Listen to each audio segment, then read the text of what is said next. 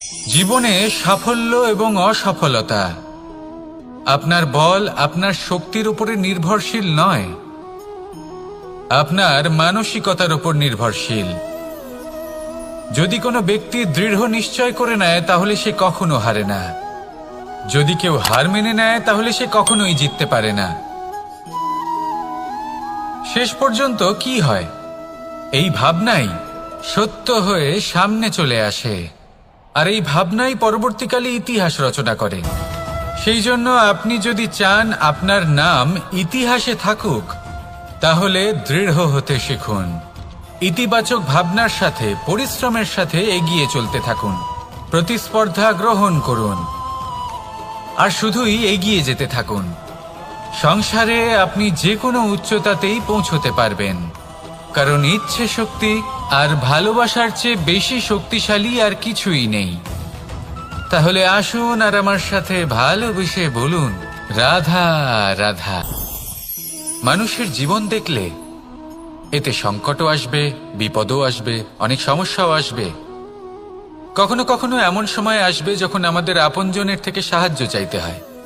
আমরা সাহায্য চাই আর তারা সাহায্য করেও দেন, আমাদের সংকট থেকে মুক্তও করে দেন। কিন্তু যখন এই সময় বদলে যায়, যখন সুখের সময় আমাদের জীবনে আসে, তখন আমাদের মনে একটা অহংবোধ জেগে ওঠে। মনে হয় উপকার আবার কি? সেই ব্যক্তি সাহায্য করেছিলেন তাতে কি? উনি তো নিজের কর্তব্য পালন করছিলেন। সেই ব্যক্তি আমাদের ধন দিয়েছিলেন যখন প্রয়োজন ছিল, তো আমরা সেই ধন তো ফিরিয়ে দিয়েছি, উপকার কিসের? এই ভাবনা অনুচিত। যদি কোনো ব্যক্তি আপনাকে সাহায্য করে থাকে যখন কেউ করেনি, যখন আপনার সবথেকে বেশি প্রয়োজন ছিল, সেই সাহায্য অমূল্য, আর সেটা উপকারী বটে। যদি কেউ উপকার করেন, তাহলে বিনম্র চিত্তে ভালোবেসে আজীবন তার উপকারের প্রতি কৃতজ্ঞ থাকুন। কারণ সত্যি কথা বলতে এই সংসারে উপকার করার মতো ব্যক্তি খুব কম রয়েছেন, আর উপকারীর কথা মনে রাখেন এমন কৃতজ্ঞ ব্যক্তি আরো কম। সেই জন্য জীবনে কৃতজ্ঞ থাকুন আর আমার সাথে ভালোবেসে বলুন, রাধা রাধা। সুখ এবং দুঃখ, এই দুই হলো আমাদের জীবনের অবশ্যম্ভাবী এবং গুরুত্বপূর্ণ অঙ্গ। আমাদের সকলের জীবনে কখনো সুখও আসে, আবার কখনো দুঃখও আসে। আমরা সবসময় ভাবি আমরা কিভাবে সুখ লাভ করব, কিভাবে আমরা দুঃখ থেকে দূরে থাকতে পারি। আর এই জীবনে যা কিছুই ঘটুক না কেন, সেই সব কিছু আমরা সুখ এবং দুঃখের মাপদণ্ডে মেপে থাকি। এবার এখানে একটা ছোট্ট বিষয় আছে। এটা ভেবে দেখতে হবে যে কে আসলে সুখী ব্যক্তি। সুখী ব্যক্তি হলেন তিনি, যিনি নিজের জীবনে নিজের কর্মের বিশ্লেষণ করে থাকেন, সেই বুঝে পদক্ষেপ নেন। উনি কি করতে চলেছেন সেটা উনি জানেন, আর যদি ওনার কোনো দোষ থাকে বা ভুল থাকে, তাহলে সেগুলো শুধরে নিয়ে এগিয়ে চলেন। সেই জন্য উনি সুখী হন। অন্যদিকে যে ব্যক্তি দুঃখী, তিনি কি করেন?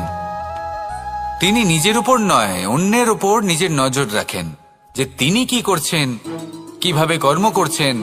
ওনারা অন্যের নিন্দা করেন, অন্যের সাফল্য দেখে ঈর্ষা করেন, ক্রুদ্ধ হয়ে যান, ওনাদের বাধা দিতে চেষ্টা করেন। সেই জন্যই তো ওনারা দুঃখী হন। এই সংসারে এমন অনেক ব্যক্তি আছেন যারা এই কারণে দুঃখী নন যে তাদের জীবনে দুঃখ আছে। তারা এই কারণে দুঃখ পান কারণ অন্যের জীবন অনেক বেশি সুখের। দেখুন, শেষ পর্যন্ত আপনাকে নিজের কর্মের প্রতি মনোসংযোগ করতেই হবে, অন্যের প্রতি নয়। কারণ আপনার জীবনে আপনার কর্ম হলো এমন একটা জিনিস যা আপনার নিয়ন্ত্রণে আছে। নিরন্তর চেষ্টা করতে থাকুন, নিজের কর্মকে বুঝতে শিখুন, শুধরে নিন, নিজেকে শ্রেষ্ঠ করে তুলুন। তখন সাফল্য নিজে থেকে আপনার কাছে আসবে, আর এই মন প্রসন্ন হয়ে বলবে, রাধা রাধা। কামবোধ, এটাই আপনার অন্তরের প্রথম শত্রু। বেশিরভাগ মানুষই কামবোধ বলতে লালসা বোঝেন, কিন্তু এটা সম্পূর্ণ সত্য নয়। কামের আসল অর্থ হলো কামনা।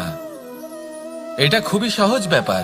মনুষ্য শরীর থাকলে, মানুষের মন থাকলে এই কামনা অবশ্যই থাকবে। এবার এটাই দেখতে হবে যে এই কামনা নেতিবাচক কামনা নাকি ইতিবাচক কামনা। অন্য কারোর জিনিসে নজর দেওয়া, অন্য কোনো মানুষের উপর নজর দেওয়া, কোনো অনুচিত বস্তুর দিকে নজর দেওয়া, এই নেতিবাচক কামনা। আর এই দুষ্কামনা মানুষকে দিয়ে অপকর্ম করাবেই করাবে। তাই মনে রাখবেন, যে ব্যক্তি নিজের কামনাকে নিয়ন্ত্রণে রাখতে পারেন তিনি সঠিক পথেও থাকেন, সঠিক লক্ষ্যে পৌঁছতেও পারেন। যিনি কামনা নিয়ন্ত্রণে রাখতে পারেন না তিনি তার পথও হারিয়ে ফেলেন এবং লক্ষ্যচ্যুতও হন। তাই মনে রাখবেন, নিজের কামনাগুলিকে নিয়ন্ত্রণে রাখুন। কাম নামক এই শত্রুর ওপর বিজয় লাভ করুন। আর আমার সাথে ভালোবেসে বলুন, রাধা রাধা। প্রত্যেকটা মানুষ আলাদা হয় আর অত্যন্ত বিশেষও হয়। প্রত্যেক মানুষ ভিন্ন ভিন্ন পরিবেশে পালিত হয়, বড় হয়। প্রত্যেকের নিজস্ব চিন্তা ভাবনা থাকে, নিজস্ব বিচারধারা থাকে। যখন অনেক ভিন্ন বিচারধারা একত্রিত হয়ে যায় তখন শুরু হয় বিবাদ। এবার এই বিবাদের সময় আপনি দেখবেন, দুই ব্যক্তি যাদের মধ্যে এই বিবাদ হচ্ছে সবসময় এটা প্রমাণ করতে চান যে তার সামনের ব্যক্তি এবং তার ভাবনা, তার বিচারধারা বা তার বক্তব্য হলো অনুচিত। এবার এটাই যদি প্রেমপূর্বক রূপে আপনি ভেবে দেখতে চেষ্টা করেন যে সামনের ব্যক্তিটির বক্তব্য, তার মানসিকতা আসলে কি, তাতে উচিত ঠিক কি, সেটা আমরা বুঝতে পারি। একদিকে হলো এই বিবাদ যা আপনাকে সামনের ব্যক্তিটিকে অনুচিত প্রমাণ করতে বাধ্য করে, আর অন্যদিকে হলো প্রেম যা সামনের ব্যক্তিটির যুক্তি বুঝতে সাহায্য করে, তাতে উচিত কি রয়েছে সেটা বুঝতে বাধ্য করে, তাকে মহান হয়ে ওঠার পথে অগ্রসর হতে বাধ্য করে। তাই এই বিবাদকে ত্যাগ করুন আর প্রেমকে আপন করে নিন, আর এই প্রেম ভাব নিয়ে বলুন, রাধা রাধা। ধন, সম্পত্তি, এগুলো আসলে কি? এগুলো শুধু সেই মূল্য যার দ্বারা আমরা কোনো কিছু অর্জন করতে পারি। এবার এই ধনের দ্বারা এই সংসারে অনেক কিছু লাভ করা সম্ভব, কিন্তু সেই সবকিছুই শুধুমাত্র ভৌতিক বস্তুই হবে, ভৌতিক সামগ্রী, ভৌতিক সুবিধা। অর্থাৎ আপনার কাছে যতই ধন থাকুক তা আপনাকে শান্তির ঘুম এনে দিতে পারবে না, আপনাকে জীবনের বাস্তব সুখের অনুভূতি লাভ করাতে পারবে না, কারণ এগুলো ভৌতিক ধন। এ ভৌতিক বস্তুই অর্জন করাতে সক্ষম। বাস্তবিক ধন কি? যদি এই প্রশ্ন আপনার মনে আসে তাহলে তার উত্তর আমি আপনাকে দেব একটা উদাহরণের মাধ্যমে। কখনো আপনি শুনে থাকবেন যে একজন পিতা আজীবন অনিষ্ট করেন, অনর্থ করেন, খারাপ কাজ করেন শুধু ধন অর্জনের জন্য।